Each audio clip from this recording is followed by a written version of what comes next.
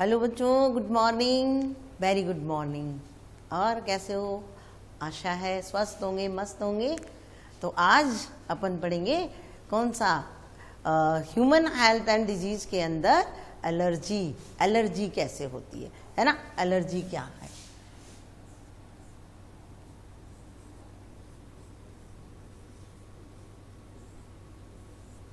Allergy क्या है बच्चों?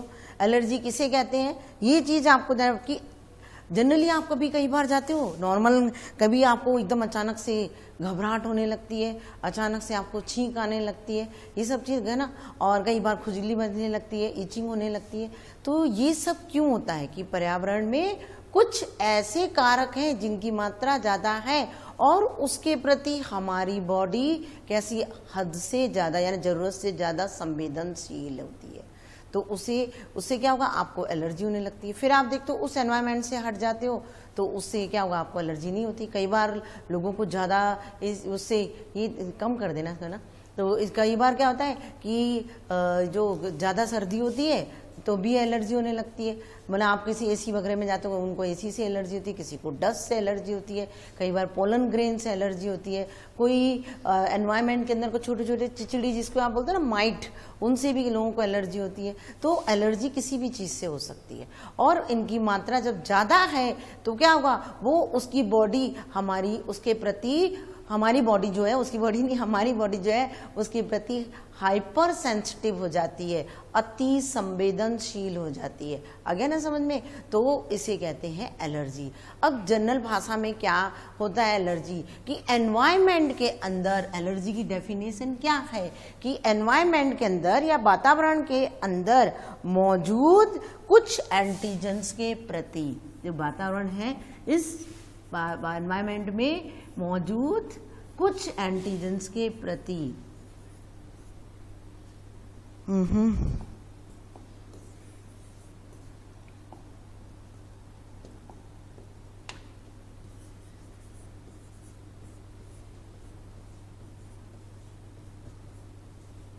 कोई भी एंटीजन मतलब फॉरेन बॉडी, तो उस एंटीजन के प्रति, इसको कम कर दो है ना, ठीक है। कुछ एंटीजेंस के प्रति हमारी बॉडी क्या करती है? अति संवेदनशील हो जाती है। यानी कुछ एंटीजन के प्रति हमारी बॉडी का जो इम्यून सिस्टम होता है वो हाइपर सेंसिटिव हो जाता है, यानी अति संवेदनशील हो जाता है। और उसे हम क्या कहते हैं? उसे हम कहते हैं एलर्जी। बैठ जाओ एक बार है ना। पर्यावरण में कुछ एंटीजेंस, कौन से कुछ एंटीजेंस उत्पन्न होते हैं? एनवायरनमेंट के अंदर कई प्रकार के एंटीजेंस हैं। फॉरेन बॉडीज को अपन क्या कहते हैं? एंटीजेंस कहते हैं। तो जब कुछ एंटीजेंस जो हमारी बॉडी में होते हैं तो उन एंटीजेंस के प्रति क्या होगा? हमारा जो इम्यून सिस्टम है ना, प्रति इम्यून सिस्टम जो होता है वो अत्यधिक संवेदनशील हो जाता है ना, हाइपर सेंसिटिव हो जाता है।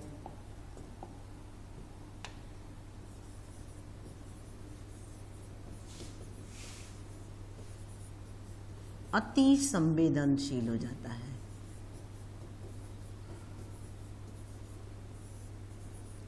या हाइपर सेंसिटिव हो जाता है।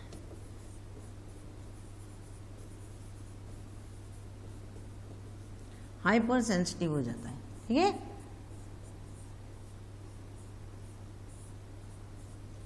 तो इसको क्या कहते हैं? एलर्जी। कि अब कौन से, जैसे कहीं किसी में कहीं पर कई बार दस्त उड़ रही होती है, आप छींकने लगते हो कि नहीं, है ना। कई बार क्या नाम है, ये पोलन ग्रेन्स होते हैं, है ना। वो जैसे आपने नाम सुना होगा इसका, गाजर घास, उसके पोलन ग्रेन्स बहुत ज़्यादा हार्मफुल होते हैं, उससे बहुत ज़्यादा एलर्जी होती है। लोगों को इचिंग होने लगती है, खुजली होने लगती है, नाक बहने लगता है, आंखों में से पानी बहने लगता है। ये सब किसके कारण होता है?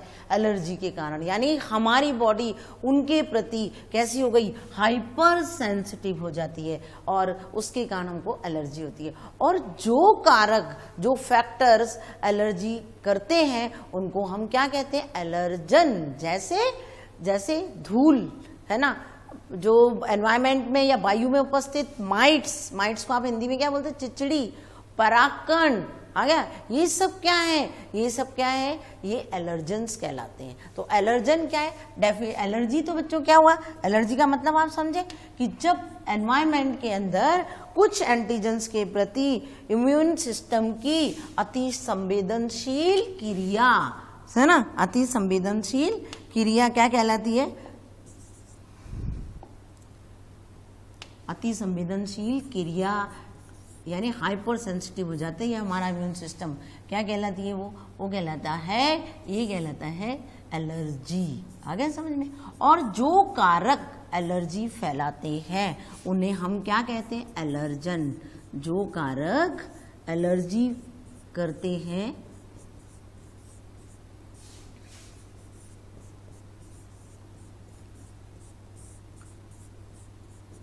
फैलाते हैं, उनके जिनके कारण एलर्जी होती है उसे क्या कहते हैं? उसे एलर्जन कहते हैं। ठीक है, उसे क्या कहते हैं? एलर्जन।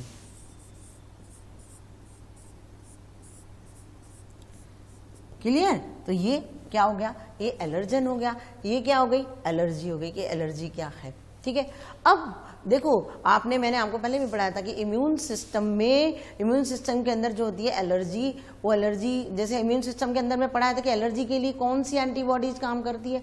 जैसे ही एलर्जी होगी इम्यूनोग्लोबुलिन IgE, है ना, कौन सी आ जाएगी? IgE जो है इसका सिक्रीशन ज़्यादा होने लगेगा। और मास्ट सेल जो होती हैं, अपने जो मास्ट सेल होती है ना बेसोफिल सेल्स के अंदर, मास्ट सेल, उन मास्ट सेल से किसका सिक्रीशन होगा? हिस्टामिन का। किसका होगा? हिस्टामिन का। हिस्टामिन क्या करेगी बच्चों? हिस्टामिन वासोडाइलेशन। वासोडाइलेशन का मतलब कि वो ब्लड वेसल्स को क्या कर देती है? चौड़ा कर देती है, यानी उसका वॉल्यूम बढ़ा देती है। तो क्या होता है, आप जैसे क्यों होता है ये ऐसे वासोडाइलेशन कि आप क्यों होगा भाई, आपको तेजी से जुकाम हो गया, वो एलर्जी होने लग गई, तो एलर्जी से आप देखते हो कई बार आपकी आंखों में से पानी निकलता है, आपकी नोज में से पानी निकलने लगता है ना, नाक बहने लगती है, तो ये सब है ना, और छींक आने लगती है। इसका मतलब जो क्या होता है, ये जो वासोडाइलेशन होता है उन एलर्जीज के जो सब्सटेंस होते हैं उनको बाहर निकालता है, लिक्विड के थ्रू बाहर निकालने का काम कौन करता है? वासोडाइलेशन करता है। ठीक है, तो मास्ट सेल्स जो होती हैं, मास्ट सेल्स क्या करेगी बच्चों? मास्ट सेल्स कहाँ प्रेजेंट होती है? बेसोफिल सेल में। और इन मास्ट सेल से हिस्टामिन, और हिस्टामिन से क्या हो गया? वासोडाइलेशन। वासोडाइलेशन का मतलब ब्लड वेसल फैल जाती हैं, यानी ब्लड वेसल इससे क्या हो जाएगी? ओपन हो जाएगी, क्योंकि वॉल्यूम इंक्रीज हो गया, आयतन बढ़ गया, और वॉल्यूम इंक्रीज हो जाएगा तो जिससे क्या होगा? ब्लड जो ब्लड फ्लूइड होता है वो फ्लूइड निकलने लगेगा। कौन सा? नोज टीयर, है ना, जिससे फ्लूइड बाहर आ जाएगा। ठीक है, छींकते हो बाहर निकला, खांसते हो तब भी बाहर निकलता है, खांसी होने लगती है ना, आंखों में से आंसू आता है, ये सारे बाहर निकल जाते हैं जो भी आपके एलर्जेंस होते हैं। और क्या नाम है आपका? खांसना, छींकना, है ना, ये सारे, या आंखों में से आंसू निकलता है तो भी ये लिक्विड के रूप में ये बाहर निकल जाते हैं। तो ये तो क्या चीज थी कि कौन सी चीज। इसके अलावा एलर्जी में कौन सी सेल की और संख्या बढ़ जाती है बच्चों? इयोसिनोफिल। इयोसिनोफिल जो सेल्स होती हैं इनकी संख्या भी एलर्जी के समय इंक्रीज हो जाती है, इसलिए क्या हो जाता है उसमें? इयोसिनोफिलिया रोग हो जाता है। इयोसिनोफिलिया का मतलब इयोसिनोफिल्स की संख्या बढ़ जाना।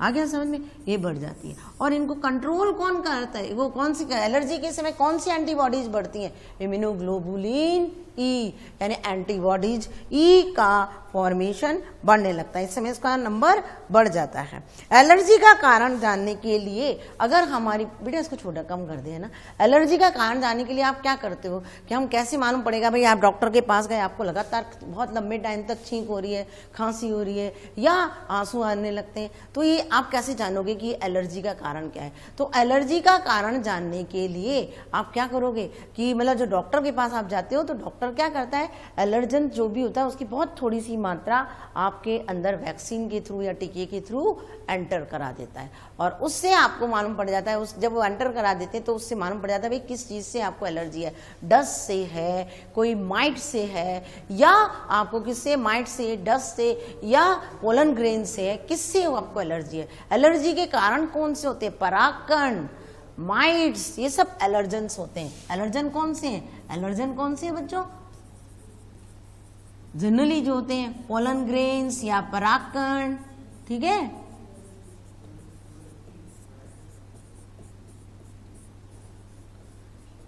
माइट्स, जिसको आप हिंदी में क्या बोलते हैं? चिचड़ी बोलते हैं ना। और माइट्स, डस्ट, ये सब क्या है? ये सब एलर्जेंस है और इसके कारण आपको एलर्जी है। एलर्जी होगी तो किसकी संख्या बढ़ेगी? एंटीबॉडीज ई की, है ना, इम्यूनोग्लोबुलिन ई। एंटीबॉडीज का दूसरा नाम क्या है? Immunoglobulin E. एलर्जी, इम्यूनोग्लोबुलिन नाम एंटीबॉडीज का है। और कौन सी एंटीबॉडीज बढ़ जाएगी जो एलर्जी के समय? ई। और उस समय मास्ट सेल से किसका सिक्रीशन होगा? हिस्टामिन का। हिस्टामिन क्या करेगी? ब्लड वेसल्स का वॉल्यूम बढ़ा देगी, ब्लड वेसल ओपन हो जाएगा और जो फ्लूइड होता है, आंसू, छींक, नाक जो बहती है, वो सब बाहर निकलने लगेंगे। इसके अलावा एलर्जी के समय किसकी संख्या और बढ़ जाती है? इयोसिनोफिल्स की संख्या भी बढ़ जाती है। अब आप एलर्जी का टेस्ट कैसे करते हैं? कि एलर्जी के टेस्ट के लिए आप कोई भी एलर्जन की बहुत स्मॉल अमाउंट क्या करते हो? इंजेक्ट करते हैं। देखो ये एलर्जी बोला ना, ये एलर्जी, ये एलर्जी, ये सारी एलर्जी है। कई बार भोजन लेने से भी क्या होगा? मतलब अंडे से किसी को एलर्जी हो जाती है, किसी को फिश से एलर्जी होती है, किसी को मिल्क वगैरह से, मिल्क से भी एलर्जी हो जाती है। तो इसके कारण क्या होने लगता है? इचिंग होने लगती है, ठीक है। और इनके लिए मेडिसिन कौन सी ली जाती है? दवाई कौन सी ली? डॉक्टर कौन सी दवाई देता है ज़्यादातर? यानी मेडिसिन कौन सी देता है? सबसे पहले जो मेडिसिन होगी वो कौन सी? स्टेरॉइड, हिस्टामिन, पहली हिस्टामिन दवाई देता है जब एलर्जी हो जाती है तो, या स्टेरॉइड देगा, है ना, या एड्रीनलिन, है ना, स्टेरॉइड। ये जब ज़्यादातर आप देखोगे तो ये ही एलर्जी के समय दवाइयाँ दी जाती हैं, और एड्रीनलिन, ठीक है। ये 3 दवाइयाँ जब डॉक्टर आपको एलर्जी हो जाती है तो ये दवाइयाँ, ये मेडिसिन देता है। तो क्वेश्चन यहाँ पर क्या था कि भाई एलर्जी क्या है? एलर्जी का मतलब कि कोई भी एंटीजेंस के प्रति हमारा जो इम्यून सिस्टम होता है वो अत्यधिक संवेदनशील क्रिया करता है, यानी अत्यधिक हाइपर एक्टिविटी शो करता है ना, अति संवेदनशील हो जाता है। और उसको हम क्या कहते हैं? एलर्जी। जो कारक एलर्जी फैलाते हैं उनको एलर्जन कहते हैं। कौन से? इम्यूनोग्लोबिन की संख्या बढ़ जाती है, इम्यूनोग्लोबिन ई, है ना। और एलर्जी पहले पढ़ाया था, मैं पढ़ा चुकी हूँ आपको। और क्या नाम है, कौन कौन से कारक होते हैं एलर्जन बता चुकी हूँ। एयर है, वाटर है, वो डस्ट है, बहुत सारी चीजें होती है, पोलन ग्रेन्स है, तो आप आराम से बता सकते हो। और एलर्जी टेस्ट करने के लिए हम किसकी मात्रा डालते हैं? एलर्जन की वैक्सीन के थ्रू स्मॉल अमाउंट डाली जाती है। और मेडिसिन कौन सी होती है? हिस्टामिन, स्टेरॉइड और एड्रीनलिन। क्लियर? तो ये हुआ एलर्जी। अब नेक्स्ट अपन पढ़ते हैं एलर्जी के अलावा ऑटो इम्यूनिटी, ठीक है। क्या पढ़ेंगे? एलर्जी। आप देखते हो ज्यादातर एलर्जी से सबसे ज्यादा कौन? पहले एलर्जी कम होती थी, बॉडी कैसी थी? Rough and tough. अब बच्चे कैसे हो गए? हाइपर सेंसिटिव हो गए। यानी क्यों? उनको जरा सा गर्मी से बाहर निकलेंगे नहीं, उनको एसी चाहिए। बाहर निकलेंगे तो क्या होगा? उनको गर्मी लग जाएगी, गर्मी हो जाएगी, ये हो जाएगा। तो क्या जब वो इतने एसी में रहते हैं, एकदम ठंडे वातावरण में, एकदम कंफर्टेबल रहते हैं, जोन में रहते हैं, तो जब वो बाहर निकलते हैं तो उनको क्या होगा? बाहर का वातावरण तो थोड़ा गर्म होगा, हीट होगी, सब कुछ होगा, तो उससे उनको एलर्जी होती है, क्योंकि इनकी बॉडी हाइपर सेंसिटिव हो जाती है। इसीलिए तो आजकल के बच्चे ज्यादा इसके प्रति संवेदनशील हैं। क्यों? क्योंकि उनके पेरेंट्स भी, बच्चे एक एक दो होते तो उनको बड़े संभाल कर रखते हैं, ये मत खाओ, ये मत करो, वो मत करो, ये सारी चीजें होती है। तो इससे ज्यादा बॉडी कैसी हो जाती है? आपकी सॉफ्ट और कोमल हो जाती है। भाई जरा सी कुछ भी हुआ आपकी बॉडी क्या होगा? ज़्यादा सेंसिटिव हो जाएगी इसकी। नहीं तो आप देख लो मजदूर जो वर्ग होता है वो कैसा होता है? मजदूर के जो बच्चे होते हैं वो बेचारे भरी धूप में खेलते रहते, भरी सर्दी में खेलते रहते, वहीं पर ही खुले वातावरण के अंदर, तो वो तो जल्दी से उनमें एलर्जी नहीं होती। क्यों? ये ज़्यादातर उन्हीं में होती है जो ज़्यादा कंफर्टेबल जोन में रहते हैं। नेक्स्ट अपन पढ़ेंगे ऑटो इम्यूनिटी। क्लियर?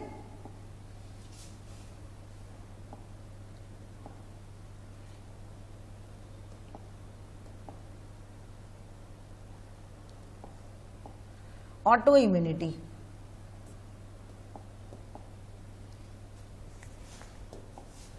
तो नेक्स्ट अपना क्या है? Auto immunity. ऑटो इम्यूनिटी क्या होती है बच्चों? देखो,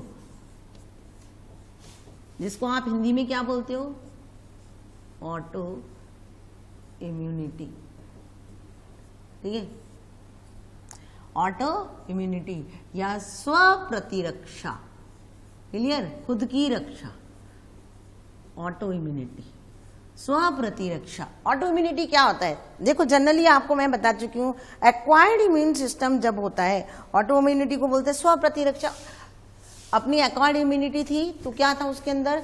एक्वायर्ड इम्यूनिटी के अंदर जो मेमोरी सेल्स होती हैं, जब कोई भी एंटीजन हमारी बॉडी के अंदर एंटर करता है तो हमारी बॉडी क्या करती है? हमारी बॉडी में जो मेमोरी सेल्स होती है उसको आइडेंटिफाई करती है, रिकॉग्नाइज करती है ना। अदर हो गया, मैंने नॉन सेल्फ हो गई वो, सेल्फ और नॉन सेल्फ। लेकिन ऑटो का मतलब क्या था? खुद, स्वयं, यानी खुद की सेल्स को। पहले तो क्या करती थी? एक्वायर्ड इम्यूनिटी का काम क्या होता है? दूसरी सेल को पहचानती थी, दूसरी सेल को पहचान करके जब उसको अटैक करता था उसके पैथोजन तो उसको नष्ट करती थी, है ना। लेकिन ऑटो का मतलब होता है सेल्फ, यानी खुद की, यानी खुद की सेल्स को नष्ट करना। वो क्या कहलाता है? Auto immunity. यानी दो चीज हो जाती हैं, सेल्फ और नॉन सेल्फ, दो चीजें इसके अंदर है। ऑटो इम्यूनिटी के अंदर क्या है? सेल्फ और नॉन सेल्फ, ठीक है। तो सेल्फ और नॉन सेल्फ का मतलब कि जैसे हमारा जो इस रोग के अंदर ये डिजीज है ना, इस रोग में हमारा जो इम्यून सिस्टम है वो इम्यून सिस्टम सेल्फ और नॉन सेल्फ में विभेदन नहीं कर पाता।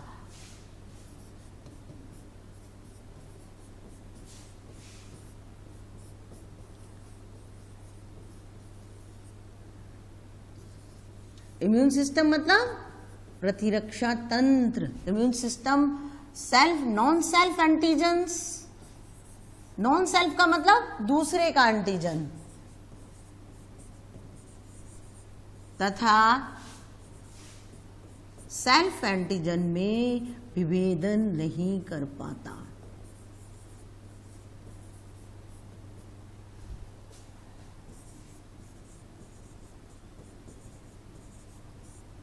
तो अपनी बॉडी क्या कर नहीं पा रही भाई?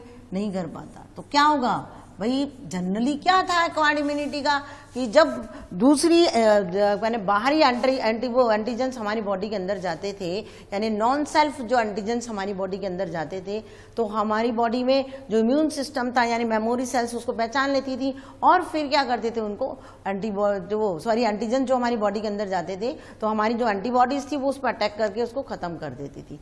लेकिन इस रोग के अंदर क्या होता है कि कई बार हमारा जो इम्यून सिस्टम होता है ना, वो नॉन सेल्फ एंटीजन्स और सेल्फ एंटीजन को पहचान ही नहीं पाता, और वो क्या करता है? बाहर की सेल के साथ साथ अपनी खुद की सेल को भी नष्ट करने लगता है, और उससे क्या हो जाता है?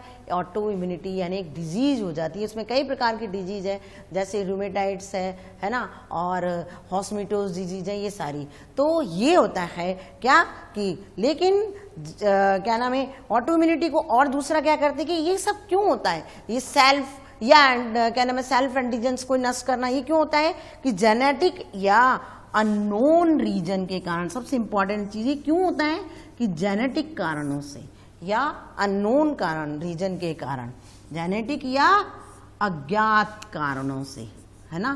कारण कौन से? अज्ञात कारणों से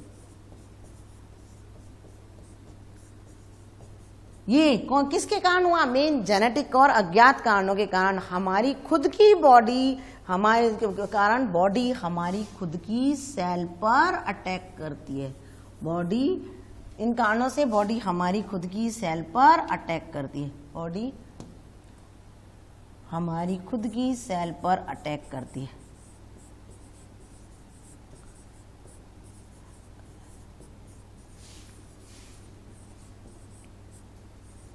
ठीक है, तो ये अटैक करती है। तो ये सी को हम क्या कहते हैं? Auto immunity. अब आपका क्वेश्चन ही आ जाएगा भाई कि ऑटो इम्यूनिटी है और सेल्फ या नॉन सेल्फ एंटीजेंस को पहचानना, तो ये भी आपको ध्यान रखना कि कौन कभी क्या नहीं पहचान पा रही, ये सेल्फ और वो क्या नाम है नॉन सेल्फ एंटीजेंस को नहीं पहचान पा रही। और ये किस कारण से होता है? तब भी आप बता सकते हो कि ये किस कारण से होता है भाई? ये किसके कारण होगा? ये होगा जेनेटिक कारणों से या अज्ञात कारणों से। बॉडी जो होती है, हमारी बॉडी होती है, वो खुद की सेल्स को अटैक करने लगती है, यानी उसको नष्ट करने लगती है। और इसे हम क्या कहते हैं? इसे हम कहते हैं ऑटो इम्यूनिटी। समझ गए? तो ये ऑटो इम्यूनिटी हो जाता है। लेकिन है ना, ये जनरली क्या होती है कि एक्वायर्ड इम्यूनिटी में जो मेमोरी सेल होती है वो पहचान लेती हैं, है ना, आइडेंटिफाई कर लेती हैं, और फिर बाहर वाली जो एंटीजन्स हमारी बॉडी के अंदर जाती है उसी को अटैक करती हैं और उसको डिस्ट्रॉय कर देती हैं। लेकिन कई बार हमारा क्या हुआ, ये वापस क्या हुआ, अरे ये वो कहाँ गया, वापस इधर आ गया। हमारी खुद की सेल्स पर अटैक होता है। तो ये अटैक, जो इम्यून सिस्टम जो होता है उसमें क्या होता है कि विभेदन नहीं कर पाती हमारी मेमोरी सेल, और क्या करती है, खुद की सेल्स को भी नष्ट करने लगती है। तो इसे कहते हैं हम ऑटो इम्यून सिस्टम, ठीक है ना, इनके कारण। और इसकी जो एग्जाम्पल है वो एग्जाम्पल कौन कौन से हैं बच्चों, इसके उदाहरण ऑटो इम्यूनिटी के। देखो, एक तो सबसे बड़ा जो उदाहरण आपने सुना है रूमेटॉइड अर्थराइटिस, रूमेटॉइड अर्थराइटिस, और एक और नाम सुना है रूमेटॉइड, है ना, रूमेटॉइड अर्थराइटिस। रूमेटॉइड अर्थराइटिस एक डिजीज तो ये होती है। दूसरी होती है, क्या नाम है इसका, ये हॉस्मिटोज रोग। अभी ज़रा बता देती हूँ क्या होता है ये हॉस्मिटोज डिजीज ये। और तीसरा होता है, बहुत सारे एग्जाम्पल है लेकिन मैं जो इम्पोर्टेंट वो बता रही, माइस्थीनिया ग्रेविस, ये भी मैं इंग्लिश में लिख दूंगी, है ना, ग्रेविस। ये किसके कारण, ये ऑटो इम्यूनिटी के उदाहरण है बच्चों, उसको ध्यान रखना। ऑटो इम्यूनिटी से कौन कौन सी डिजीज होती है, तो ये ऑटो इम्यूनिटी के उदाहरण है, ये इंपॉर्टेंट है बहुत। तो ये माइस्थीनिया ग्रेविस,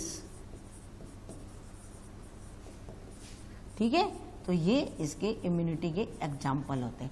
रूमेटॉइड अर्थराइटिस के अंदर क्या होता है बच्चों, रूमेटॉइड अर्थराइटिस के अंदर हमारे जो घुटने वगैरह होते हैं ना, उनमें क्या होता है, ये जैसे घुटने हैं, इनमें जॉइंट्स जहां होते हैं, ये जॉइंट्स है, वहां पर एक साइनोवियल मेम्ब्रेन प्रेजेंट होती है। कौन सी मेम्ब्रेन, इसके अंदर बता रही हूँ, है ना, इसमें कौन सी मेम्ब्रेन होती है, साइनोवियल मेम्ब्रेन।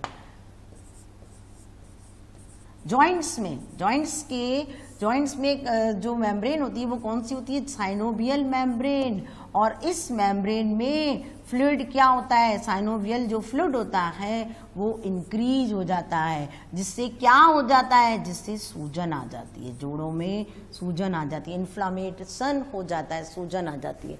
ये जो हमारे जॉइंट्स होते हैं ना, इन जॉइंट्स की जो मेम्ब्रेन है इसमें इस फ्लूइड की मात्रा, कौन से फ्लूइड, साइनोवियल फ्लूइड की, साइनोवियल फ्लूइड की मात्रा इंक्रीज हो जाती है, तो इनमें सूजन रहती है, तो चलने में दिक्कत होती है, इनमें सब में जो जॉइंट्स है ना उनमें ये प्रॉब्लम होती है। तो ये होता है ये।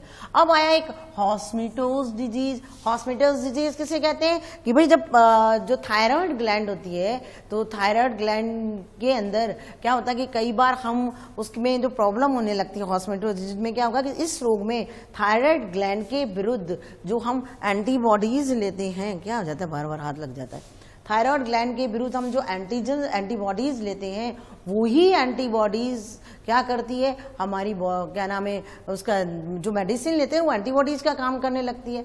कब, जब थायराइड ग्लैंड की प्रॉब्लम होती है अपने को, तो थायराइड ग्लैंड के विरुद्ध जब हम कोई भी मेडिसिन लेते हैं, तो वो मेडिसिन क्या करती है, वो मेडिसिन एंटीबॉडीज का काम करती है, और वो हमारी ही थायराइड ग्लैंड को नष्ट कर देती है, खत्म कर देती है। उसे बोलते हैं सुसाइड ऑफ थायराइड। और ये डिजीज कौन सी कहलाती है, हॉस्मिटोज डिजीज, जो किसके कारण होता है, थायराइड ग्लैंड के विरुद्ध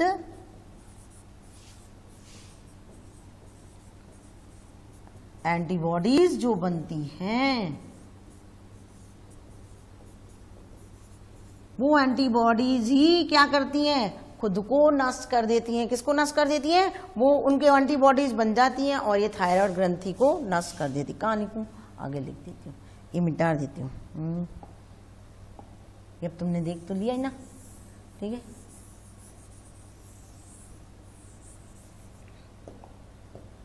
तो एंटीबॉडीज क्या करती हैं, ये एंटीबॉडीज थायराइड ग्लैंड को नष्ट कर देती हैं। यानी सुसाइड कर देती हैं उसका, सुसाइड ऑफ थायराइड ग्लैंड। और ये डिजीज क्या कहलाती है? हॉस्मिटोज डिजीज। नेक्स्ट कौन सा आया? Myasthenia gravis. माइस्थीनिया ग्रेविस में क्या होता है? देखो, आपने मालूम था कि अपने जो इम्पल्सेस मिलते हैं, जो आवेग मिलते हैं, वो आवेग के लिए कौन सा केमिकल काम करता है? Acetyl choline. ठीक है, कौन सा काम करता है? Acetyl choline. चलो इस पर डायग्राम में चले यही बता देते हैं। एसिटाइल कोलिन काम करता है ना?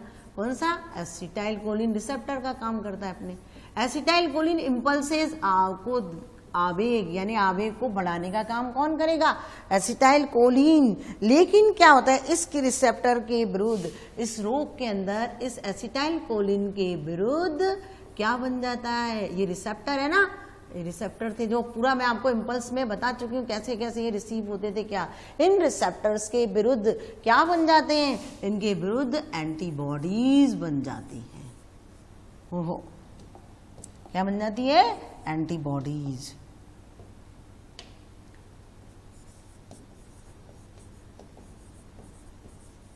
और ये एंटीबॉडीज क्या करती हैं बच्चों? ये जो एंटीबॉडीज होती हैं, ये एंटीबॉडीज जो ये करती हैं, इनके इस रिसेप्टर को नष्ट कर देती हैं, एंटीबॉडीज बन जाती है, जो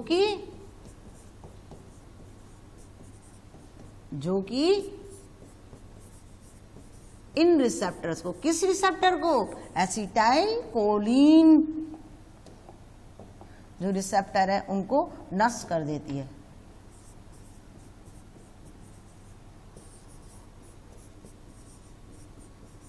अब क्या भाई, इसका काम क्या था? इस रिसेप्टर का काम क्या था? ये आवेग को ले जाने का काम करती थी। तो नेचुरली है आपकी मसल से आवेग जाएंगे क्या?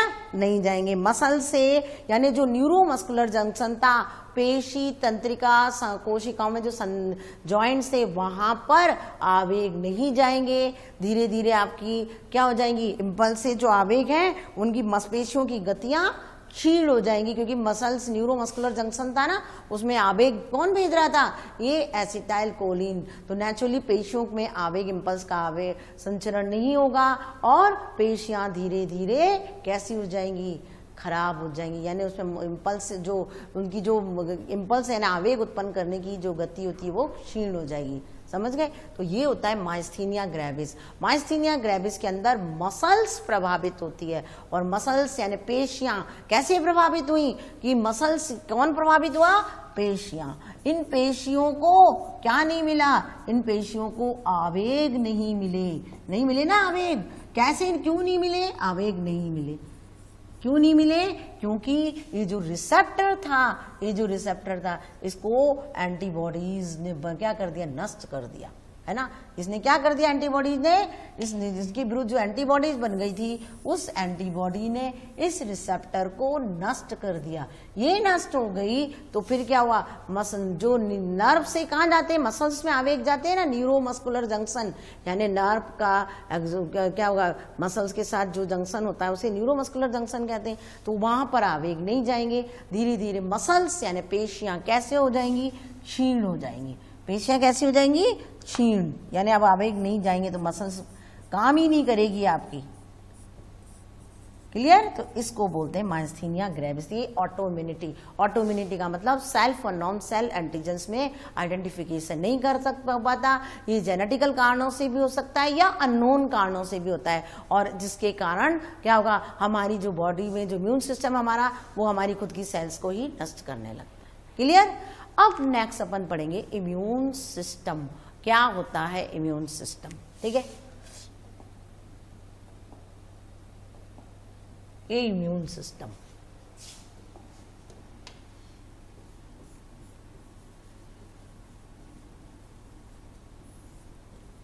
इम्यूनिटी तो आप बहुत अच्छे से जानती हो। शरीर में रोग से लड़ने की क्षमता क्या कहलाती है? इम्यूनिटी कहलाती है। क्या कहलाती है?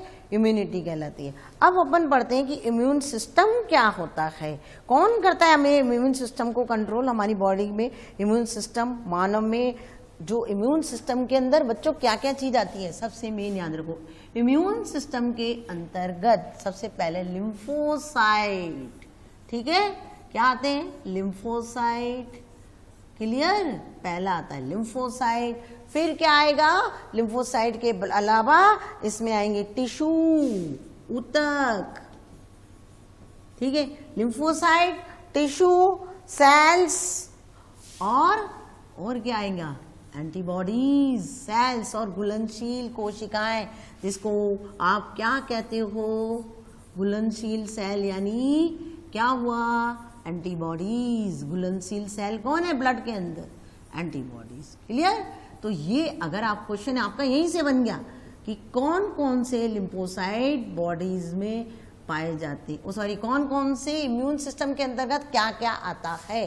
तो इम्यून सिस्टम के अंतर्गत क्या आया? लिम्फोसाइट इम्यून सिस्टम के अंतर्गत आते हैं, टिश्यू, सेल्स और घुलनशील सेल यानी एंटीबॉडीज आती हैं। ठीक है, आगे समझ में? और इनका काम क्या होता है? इम्यून सिस्टम का काम क्या होता है कि अपने मतलब डिफरेंट जो दूसरे एंटीजेंस उनको पहचानने का काम करता है मेमोरी के रूप में। ठीक है ना? तो ये अपन पहले भी पढ़ चुके हैं। तो ये मेन चीज क्या है? ये क्या है? ये इम्यून सिस्टम के लिए क्या है? हमारे जो इम्यून सिस्टम है उनमें ये सारी चीजें जिनमें इम्यूनिटी प्रेजेंट होती है। आ गया?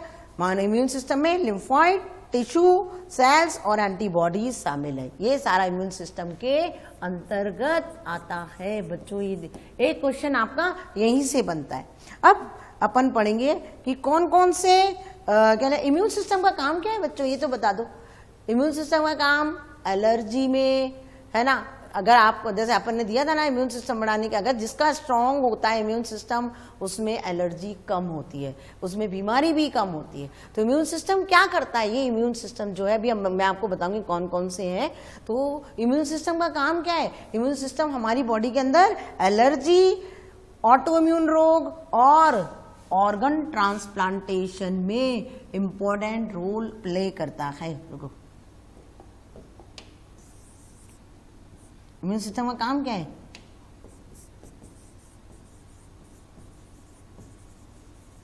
ये कहां पर काम करेगा? इम्यून सिस्टम जो होता है ये करेगा सबसे पहले एलर्जी प्रतिक्रियाओं में, एलर्जी रिएक्शन जिसको बोलते हैं, है ना, वहां पर वर्क करता है। दूसरा, इम्यून सिस्टम ऑटो इम्यूनिटी में, अब स्व प्रतिरक्षा रोग इम्यूनिटी और ऑटो इम्यूनिटी में, और ऑर्गन ट्रांसप्लांटेशन, ऑर्गन ट्रांसप्लांट, अंग प्रत्यारोपण, अंग प्रत्यारोपण में हेल्प करता है, या इन तीनों में इसकी इंपॉर्टेंस होती है। अब अपन पढ़ेंगे लिम्फॉइड ऑर्गन, कौन कौन से लिम्फॉइड ऑर्गन होते हैं। ठीक है, लिम्फॉइड ऑर्गन कौन कौन से, चलो इसमें भी दिखा देते हैं आपको लिम्फॉइड ऑर्गन कौन से हैं। नेक्स्ट चलो यहीं से चालू कर देते हैं। लिम्फॉइड ऑर्गन कौन कौन से होते हैं? ये वो ऑर्गन होते हैं जहां पे लिम्फोसाइट का ओरिजिन होता है, जहां पर लिम्फोसाइट का मैचुरेशन होता है, जहां पर लिम्फोसाइट का प्रचुरोद भवन यानी प्रोलिफरेशन होता है, वो कहलाते हैं लिम्फॉइड ऑर्गन। नेक्स्ट चलो अपन यहाँ पे ही बता देंगे और वहां भी बता देते हैं। तो लसिकाभ अंग क्या है? लिम्फॉइड ऑर्गन क्या है? लसिकाभ अंग, है ना, ये क्या है? तो ये वो अंग होते हैं, ये वो अंग है, ये वो अंग है जहां क्या होता है? अंग है जहां लिम्फोसाइट का, भाई लिम्फोसाइट क्या है बच्चों? एक WBC का प्रकार है। ठीक है, एक सेकंड, जहां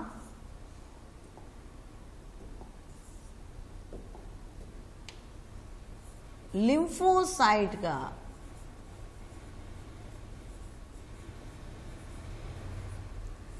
क्या होता है? लिम्फोसाइट का बताया ना अभी आपको, लिम्फोसाइट का उत्पत्ति, ओरिजिन बताया था मैंने आपको जब लिम्फोसाइट पढ़ाए थे, बी और टी, मैचुरेशन, परिपक्वन, और क्या होता है बताया था ना अभी, प्रचुरोद भवन यानी प्रोलिफरेशन होता है, प्रोलिफरेशन। ठीक है, तो ये दोनों ये क्या है, ये कहलाता है लिम्फोइड। तो आपसे कोई पूछेगा लिम्फोइड ऑर्गन में क्या चीज होती है, नंबर 1 ये आ जाएगा। तो ये पॉइंट आपको ध्यान रखना है क्या, कि लिम्फोइड ऑर्गन के अंदर क्या होता है, लिम्फोसाइट्स की ओरिजिन होता है लिम्फोसाइट का, इसका मैचुरेशन होता है, इसका प्रोलिफरेशन होता है। तो लिम्फोइड ऑर्गन्स ये होते हैं, ठीक है। अब इनमें से देखो कौन कौन से लिम्फोइड ऑर्गन मेन होते हैं। देखो एक तो ये बोन मेरो, ये दिख रहा है आपको, ये बोन मेरो, ये बोन मेरो और थाइमस, ये जो ऊपर प्रेजेंट होती है हार्ट के पास और स्टर्नम के नीचे, है ना। कहाँ प्रेजेंट होती है, हार्ट के पास और स्टर्नम के नीचे, क्या नाम है इसके, जो क्या नाम ब्रेस्ट मसल्स है उसके नीचे प्रेजेंट होती है, कौन, थाइमस। और ये बोन मेरो, ये दोनों बोन मेरो और क्या नाम है इसका, ये लो चलो यहां अलग से लिखते हैं इसको, बोन मेरो और कौन, number 1 bone marrow, number 2 thymus. ये दोनों कैसे हैं, ये प्राइमरी लिम्फोइड ऑर्गन है, प्राथमिक लिम्फोइड ऑर्गन है। अब क्वेश्चन आपके आता है कौन सा ऑर्गन प्राथमिक लिम्फोइड ऑर्गन है, लिम्फोइड ऑर्गन है।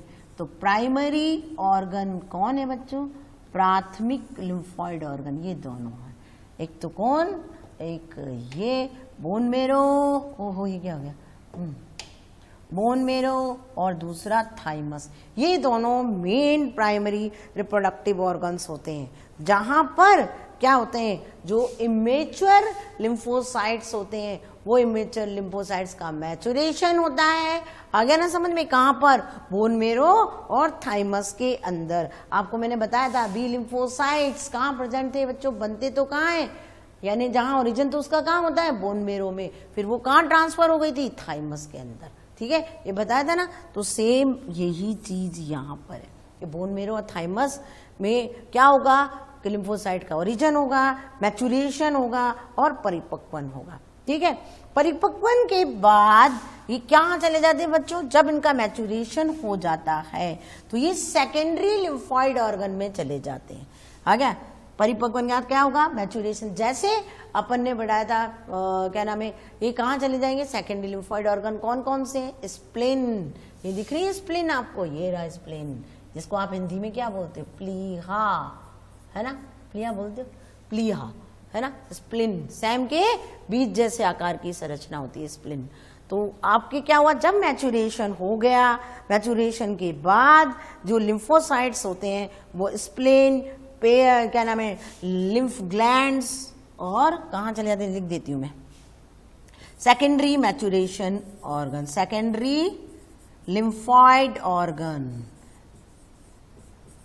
ठीक है। तो कौन कौन से सेकेंडरी लिम्फोइड ऑर्गन, ये देखो कौन से हैं, इसमें सबसे पहला स्प्लीन, जिसको आप क्या बोलते हो, प्लीहा, कैसा है इस आकार, सैम के बीज के समान होती है स्प्लिन। दूसरा कौन सा हुआ, स्प्लिन के अलावा लिम्फ नोड, लिम्फ ग्लैंड्स,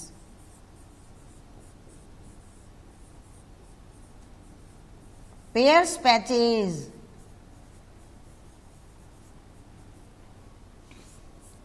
कहां पाई जाती है पेयर्स पैचेज,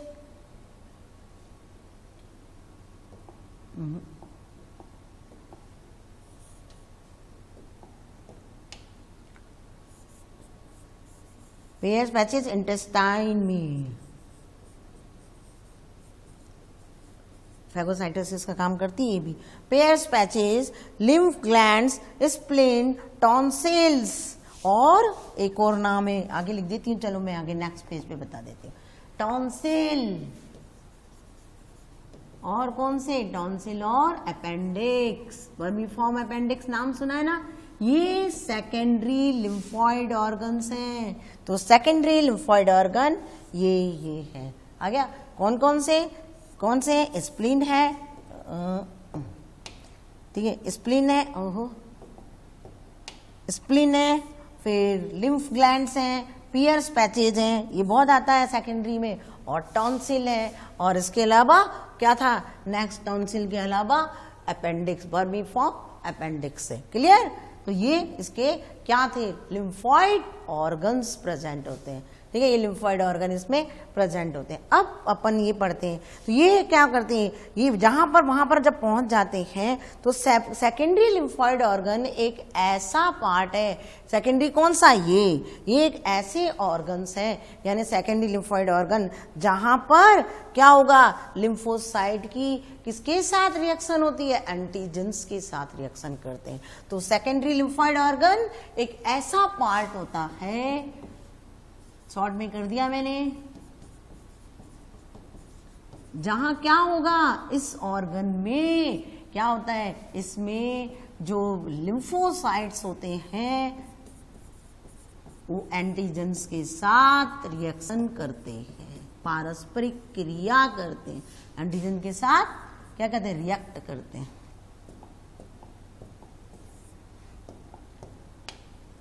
ठीक है, रिएक्ट करते हैं। क्लियर?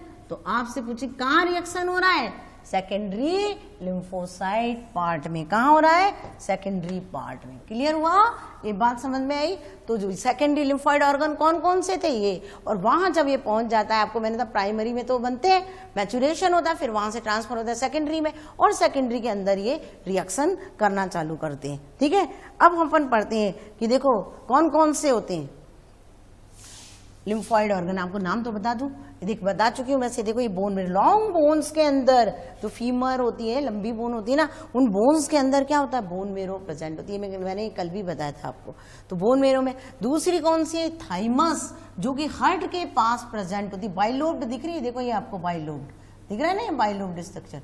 थाइमस ये हार्ट के पास और क्या नाम है, ब्रेस्ट के नीचे प्रेजेंट होती है, या ब्रेस्ट मसल्स के बीच में प्रेजेंट होती है। ठीक है, नेक्स्ट स्प्लिन, ये सेकेंडरी लिम्फॉइड ऑर्गन है, एक ऐसा है सैम के बीज के समान, है ना, बीन शेप्ड होता है। तो ये क्या है, ये कौन से पार्ट थे, ये लिम्फॉइड ऑर्गन्स प्रेजेंट थे। इसमें से थाइमस, और ये आपको मालूम, मैंने थाइमस के बारे में पढ़ा भी चुकी हूँ कि थाइमस कब एक्टिव होता है। थाइमस क्या है बच्चों, थाइमस एक एंडोक्राइन ग्लैंड है, और ये क्या करता है, ये हमारी शरीर में इम्यूनिटी को बढ़ाता है। लेकिन इनकी जो साइज होता है वो जन्म से लेकर के, जन्म के समय बड़ा होता है और धीरे धीरे बढ़ता था। लेकिन जैसे जैसे 13-14 साल के होते हैं, इनकी ये कैसा होता जाता है, छोटा होता चला जाता है और एक धागे के समान रह जाता है।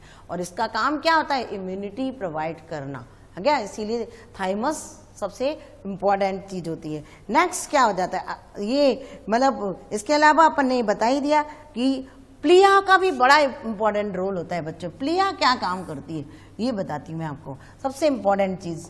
प्लिया के बारे में भी आपने बहुत नाम सुना होगा। स्प्लिन, क्या नाम है इसका, स्प्लिन को तो अपन ने बता दिया, सैम के बीज के समान संरचना, है ना। लेकिन इसका काम क्या है, ये देखो सबसे बड़ी बात, ये ब्लड बैंक कहलाती है। ब्लड बैंक क्यों, क्योंकि ये आरबीसी को क्या करती है, कलेक्ट करती है, आगे ना। और आरबीसी क्या है, एक रेड ब्लड कार्पसल्स। तो आरबीसी को कलेक्ट करने का काम कौन करती है, ये कौन करता है, क्या नाम है, स्प्लिन करती है, नंबर 1। नंबर 2, ये फिल्ट्रेशन का काम करती है, ब्लड को फिल्टर करने का काम करती है। फिल्टर यानी छानने का, कैसे कि जब क्या होगा, फिल्ट्रेशन का काम करती है। कैसे करती है कि जब कोई माइक्रोब्स वगैरह जो ब्लड में आ जाते हैं ना, तो उसको फिल्टर करने का काम कौन कर रहा है, ये स्प्लिन करती है। तो स्प्लिन का काम ये सारे सिस्टम कौन कर रहा है बच्चों, स्प्लिन कर रही है। इसके अलावा ये क्या काम करती है, आरबीसी का स्टोरेज। मैंने आपको बताया था ब्लड बैंक का मतलब क्या है, आरबीसी का स्टोरेज। और इसके अलावा ये मृत आरबीसी को नष्ट भी करती है, जो भूषण खाना बोलते हैं इसको, मृत आरबीसी को नष्ट करती है। ये भी इसको कौन करता है, ये आरबीसी का नष्ट करने का काम भी यही काम करती है। तो स्प्लिन के 2 काम होते हैं बच्चों, स्प्लिन दोनों काम करता है, एक तो फैगोसाइटोसिस का और दूसरा काम करता है लिम्फोसाइट्स। इसमें यानी स्प्लिन के अंदर 2 चीज होती हैं। कौन कौन सी 2 चीज है, एक तो इसके अंदर 2 चीज होती हैं, एक तो होता है इसके अंदर वो लिम्फोसाइट, और दूसरा इसमें क्या प्रेजेंट है, फैगोसाइटोसिस। कर लिया ना इसने अपना आरबीसी को नष्ट फैगोसाइटोसिस के द्वारा, फैगोसाइट्स यानी वक्षण और लसिकाणु दोनों ही इसमें दोनों ही वर्क करते हैं, क्योंकि इसमें वक्षाणु फैगोसाइट सेल भी प्रेजेंट होती हैं, फैगोसाइट सेल होती हैं इसके अंदर, और लिम्फोसाइट तो होते ही है, इसीलिए स्प्लिन का काम ये होता है। ठीक है, तो ये सारे काम ये करती हैं। अब आया लिम्फ नोड्स। लिम्फ नोड्स कैसी होती है बच्चों, ये देखो, ये दिखा है आपको डायग्राम्स, ये लिम्फ नोड्स, ये दिख रहा है आपको, ये देखो ये लिम्फ नोड्स। अरे ये नहीं, दूसरे कलर से दिखाते हैं, चलो। लिम्फ नोड्स, ये रहा लिम्फ नोड्स, ये जगह जगह पर प्रेजेंट होती है, लिम्फ नोड्स, ये लिम्फ नोड्स, ये लिम्फ नोड्स। ये लिम्फ नोड्स क्या है, ये जगह जगह पर उपस्थित होती है। कौन सी, वो लिम्फ नोड जगह जगह पर प्रेजेंट होती हैं और ये सॉलिड संरचना होती है। तो क्या काम होता है इन लिम्फ नोड्स का, कि जब कोई भी माइक्रोब्स फ्लूइड में आ जाते हैं, तरल में आ जाते हैं ना, तो मतलब इसके वो ब्लड फ्लूइड के अंदर आ जाते हैं माइक्रोब्स, तो लिम्फ नोड्स का काम क्या है, ये उसको नष्ट करने का काम कर देती है, यानी उसको ना वहीं पर फंसा लेती है और उसको नष्ट कर देती है। तो ये सारा काम कौन करता है, लिम्फ नोड्स। कि कई बार माइक्रोब्स जब ब्लड के थ्रू या लिम्फ के थ्रू आ जाते हैं तो उनको नष्ट करने का काम लिम्फ नोड्स करती है। इसके अलावा देखो, ये तो हुआ इम्पोर्टेंट चीज। एक चीज और बताना भूल गई मैं, एक चीज और बता रही हूँ कि रेस्पिरेटरी ट्रैक्ट पर यानी श्वसन पथ पर, है ना,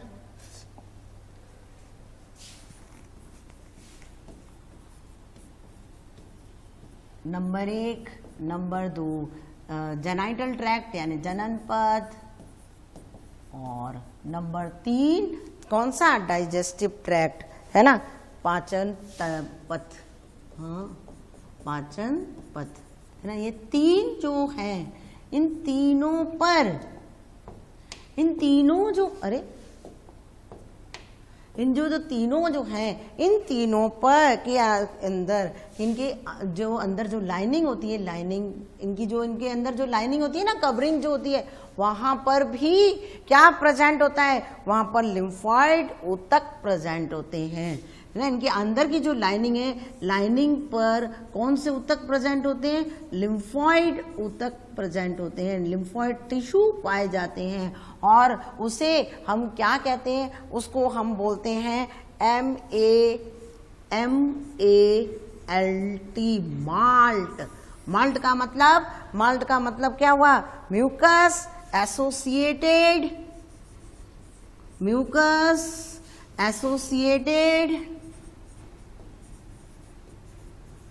लिम्फोसाइट, म्यूकस एसोसिएटेड वो क्या नाम है, लिम्फोसाइट टिश्यू, या हिंदी में क्या हो गया, श्लेष्मा संबंधित लिम्फोसाइट ऊतक आ गया। तो ये कहाँ प्रेजेंट होता है, इनके जो 3 पथ होते हैं, इन पथ के अंदर जो कवरिंग होती है, वहां पर लिम्फॉइड टिश्यू प्रेजेंट होता है, और उन लिम्फॉइड टिश्यू को हम माल्ट कहते हैं। क्या बोलते हैं, माल्ट। ये माल्ट की कवरिंग इसमें होती है। तो माल्ट का फुल फॉर्म क्या हुआ और कहाँ प्रेजेंट है माल्ट, तो ये सारी चीज क्लियर हुआ। तो ये एक बार जल्दी से मैं रिवीजन इंपॉर्टेंट चीज का कर दूं। यहाँ पर मेन जो बढ़ा चुकी थी पहले, तो इम्यूनिटी तो बढ़ा चुकी। लिम्फॉइड ऑर्गन्स क्या है, ये लिम्फॉइड ऑर्गन वो होते हैं जहां पर क्या होगा, इनकी उत्पत्ति होती है, जहां पर लिम्फोसाइट के ओरिजिन होता है, मैचुरेशन होता है और प्रोलिफरेशन होता है। ये चीज याद रखो।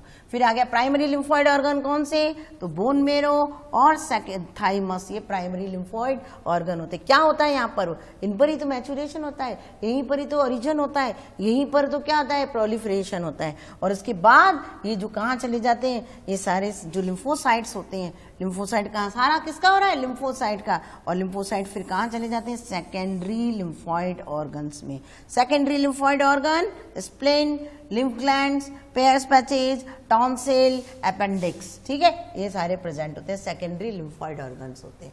सेकेंडरी लिम्फॉइड ऑर्गन का काम क्या है कि जब ये वहां से पहुंच जाते हैं, कौन, लिम्फोसाइट, कहां से, प्राइमरी से, तब ये क्या काम करते हैं, लिम्फोसाइट क्या करते हैं, एंटीजेंस के साथ रिएक्ट करते हैं और अपने आप को इफेक्टिव बना लेते हैं। कैसा बना लेते हैं, प्रभावी। ठीक है। अब अपन पढ़ते हैं स्प्लीन के बारे में, जो बहुत ज्यादा इंपॉर्टेंट है। स्प्लीन का काम क्या है? स्प्लीन दो काम करते हैं, लिम्फोसाइट और वक्षण, यानी इसमें फैगोसाइटिक सेल भी प्रेजेंट है और लिम्फोसाइट भी प्रेजेंट होती हैं। और ये क्या काम करते हैं? वक्षण का कार्य करते हैं।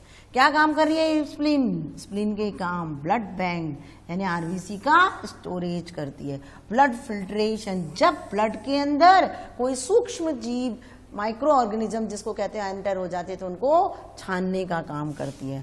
मृत आरबीसी को नष्ट करने का काम कौन कर रहा है? स्प्लीन करती है। तो स्प्लीन कैसे आकार की थी बच्चों? सैम के बीज के आकार की थी। अब नेक्स्ट अपन क्या पढ़ेंगे?